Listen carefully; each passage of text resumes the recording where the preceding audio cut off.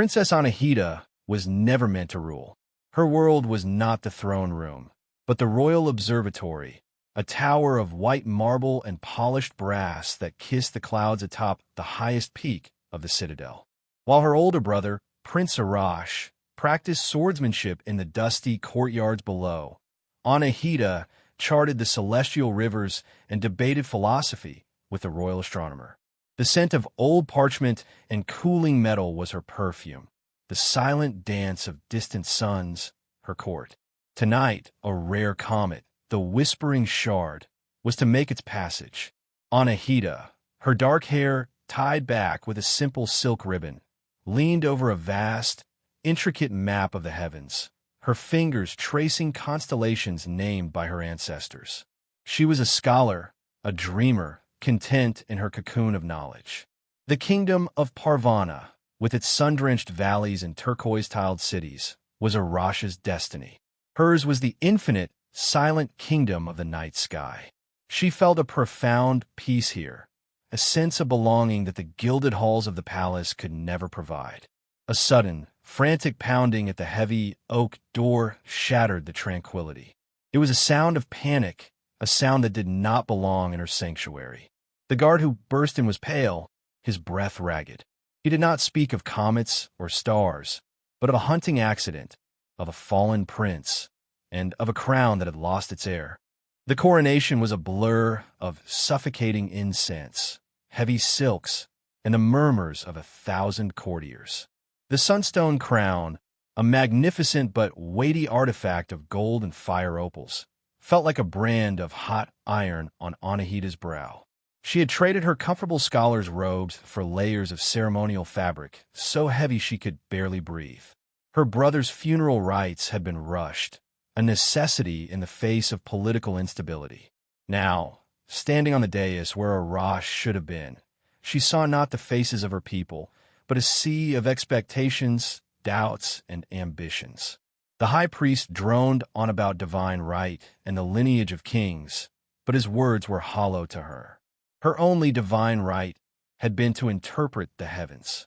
As he anointed her with sacred oils, she flinched, not from the touch, but from the finality of it. She was no longer Anahita, the astronomer.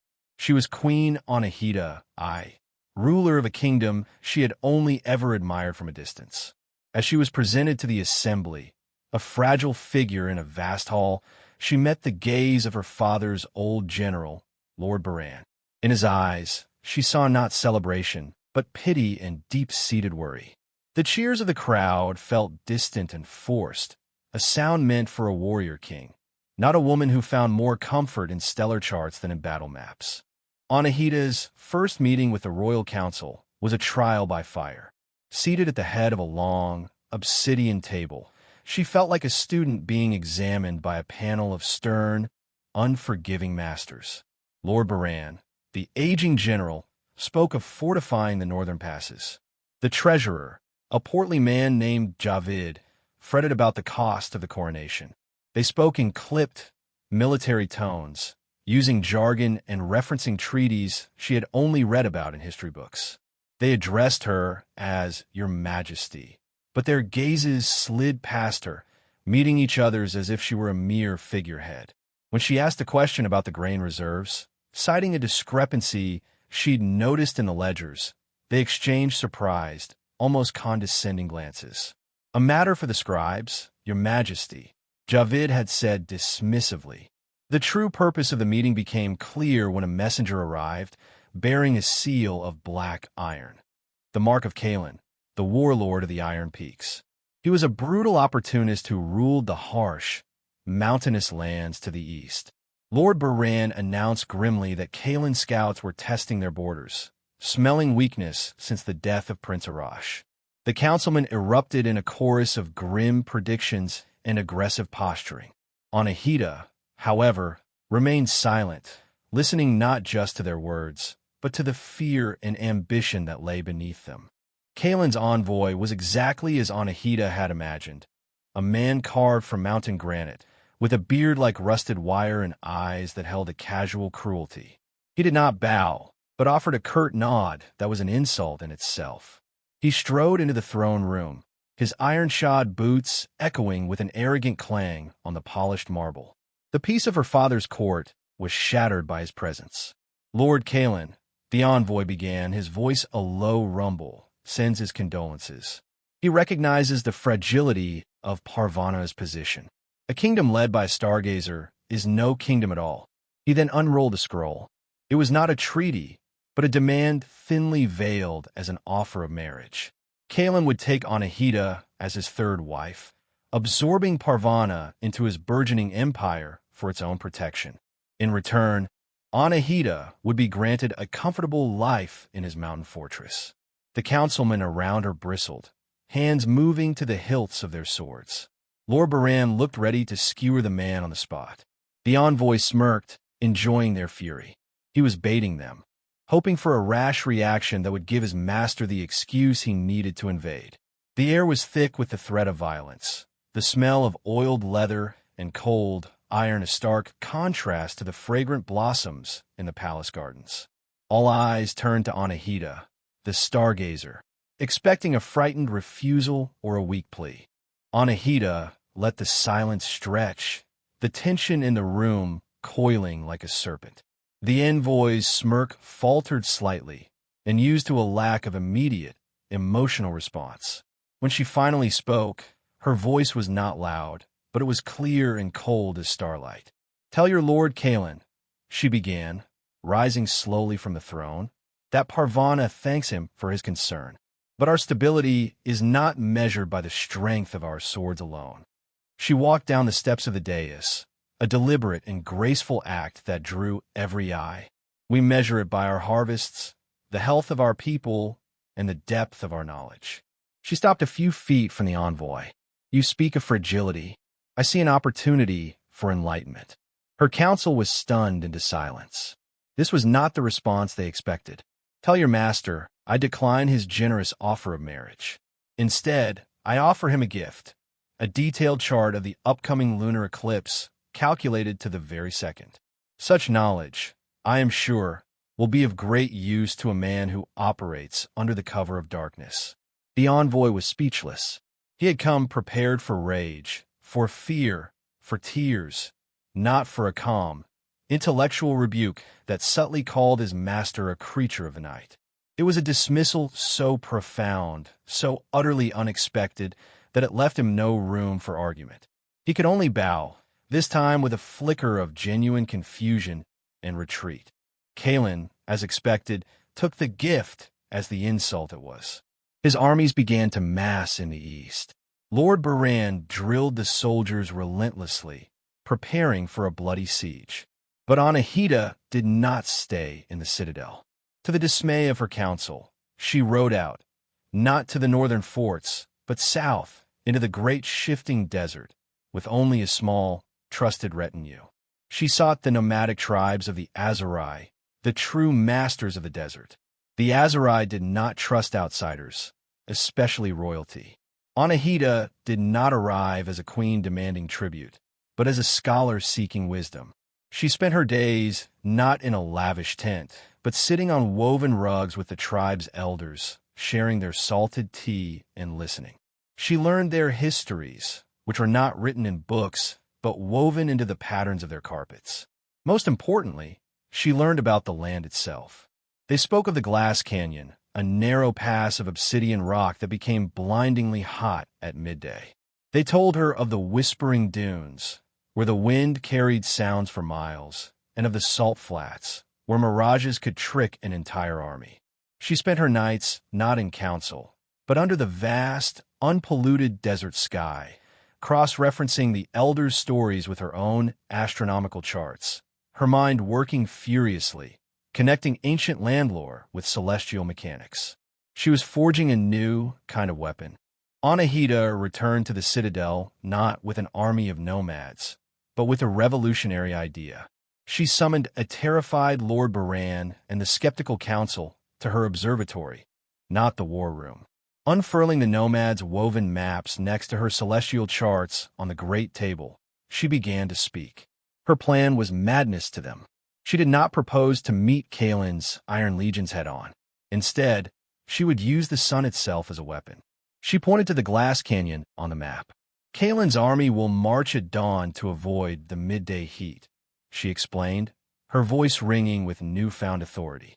They will reach the canyon pass precisely 2 hours after sunrise. She then pointed to her astronomical charts.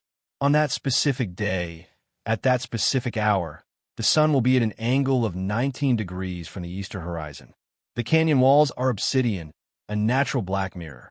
Her plan was audacious. She ordered every metalsmith in the city to stop forging swords and instead hammer out thousands of polished steel and bronze shields, not for defense, but for reflection. These were to be given to a small, swift force of soldiers who would scale the cliffs overlooking the canyon. They would not fight. They would simply hold the mirrors. Lord Baran protested, calling it a fool's errand. An army cannot be defeated by light, he boomed. Anahita looked at him calmly. A star can be seen from millions of miles away, my lord. Light has more power than you imagine. Kaelin's army marched as predicted.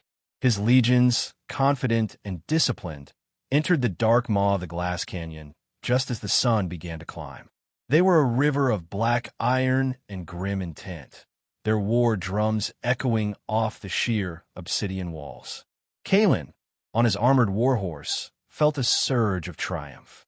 The Stargazer Queen had left her main gate open, a clear sign of surrender. This canyon was the final, direct path to the citadel.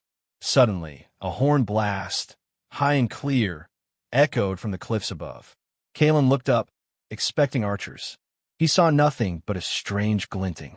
Then, as if on command, the sun itself seemed to fall into the canyon. Anahita's soldiers, positioned perfectly along the canyon rim, angled their thousands of polished shields. They caught the morning sun and focused it, turning the canyon into a blinding furnace of concentrated light. The focused beams were dazzling, searingly bright. Men screamed, their vision stolen. The black obsidian walls absorbed the heat, making the air shimmer and boil. Horses panicked, rearing and throwing their riders. Order dissolved into chaos. Kaelin's disciplined army, blinded and disoriented, broke ranks. They stumbled into each other, trapped between walls of scorching rock and impossibly bright light. It wasn't a battle. It was a brilliantly executed celestial event, a man-made eclipse brought to Earth. The rout was absolute. Kaelin's army, broken and demoralized, was easily captured by Lord Baran's waiting troops at the canyon's exit. Kaelen himself, temporarily blinded and dragged from his horse, was brought in chains to the throne room. He knelt before Anahita, blinking in the relative dimness of the hall, his arrogance shattered. He expected to be executed. His men expected to be enslaved.